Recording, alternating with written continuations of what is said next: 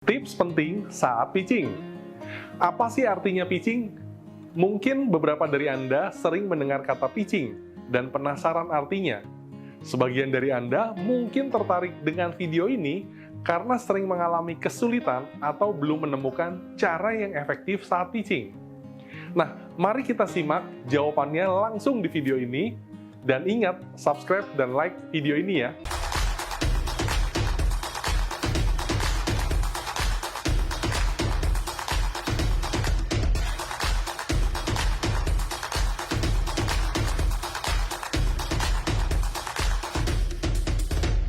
Pitching secara sederhananya artinya adalah presentasi singkat mengenai produk, jasa, ataupun bisnis yang Anda tawarkan. Bisa dilakukan saat berusaha meyakinkan investor, merekrut reseller, saat bertemu dengan potensial customer, dan lain-lain. Jadi bisa disimpulkan bahwa kesuksesan Anda sangat dipengaruhi dengan kemampuan pitching Anda. Bahkan sebenarnya Anda juga melakukan pitching tentang diri Anda saat mau jadian dengan pacar Anda loh. Nah, bagaimana agar pitching Anda bisa berhasil? Saya akan membagikan setidaknya 5 tips pitching untuk Anda di video kali ini. Yuk kita simak bareng-bareng. 1. Gunakan gaya bercerita.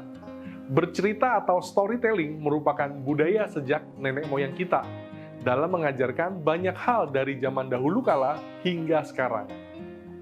Namun sayangnya di zaman sekarang ini jarang yang benar-benar mengajarkan skill ini. Pitching dapat disampaikan dengan menggunakan metode ini. Ketika Anda menyampaikan dalam bentuk cerita, pitching Anda menjadi berkesan dan lebih mudah untuk diingat. Orang bisa saja melupakan fakta dan data dengan mudah, namun tidak dengan cerita. Story that stick. Cerita yang dapat menempel di ingatan. Sebuah cerita memiliki bagian awal, tengah, dan akhir. Cerita juga memiliki problem dan solusi di dalamnya. Dan yang terpenting, ada tokoh jagoan dan penjahatnya. Nah, mirip dengan cerita, demikian juga seharusnya pitching Anda. 2. Bukan Anda jagoannya. Jagoan dalam kisah pitching ini tentulah bukan Anda, tetapi customer Anda. Bagaimana mereka mengalami problem atau kesulitan hidup, lalu produk atau jasa Anda muncul sebagai solusinya. Menjadi senjata untuk mengalahkan penjahat, yakni problem dalam kehidupan customer Anda. 3. Buat simple namun memorable. Buat penjelasan Anda dengan sederhana. Kurangi narasi berlebihan.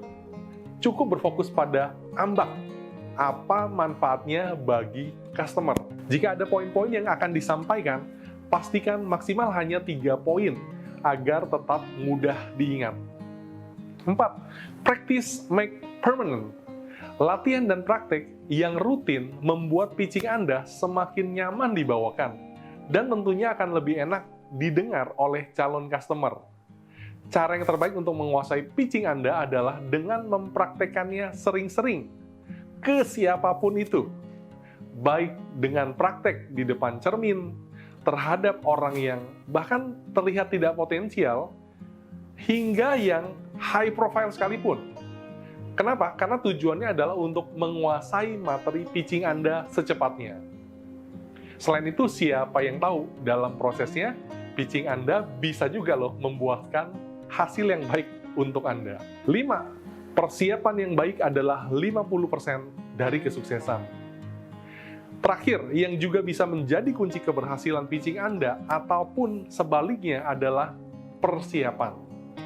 Persiapan ini bisa mencakup ke dalam segala tools atau media pendukung pitching Anda. Bisa berbentuk slide PowerPoint, katalog, atau produk demo.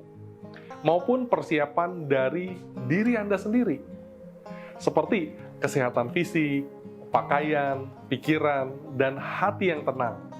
Optimis dan antusiasme Anda akan berpengaruh dalam kesuksesan pitching Anda. Jika kesemuanya telah dipersiapkan dengan baik, Anda sudah bisa memprediksi sendiri bukan bagaimana hasil pitching Anda. Demikian juga sebaliknya. Kini Anda sudah mengetahui apa saja yang bisa mempengaruhi kesuksesan pitching Anda. Tinggal Anda mempersiapkan diri sendiri dan mencari orang-orang yang siap menerima pitching Anda. Tidak perlu repot lagi loh.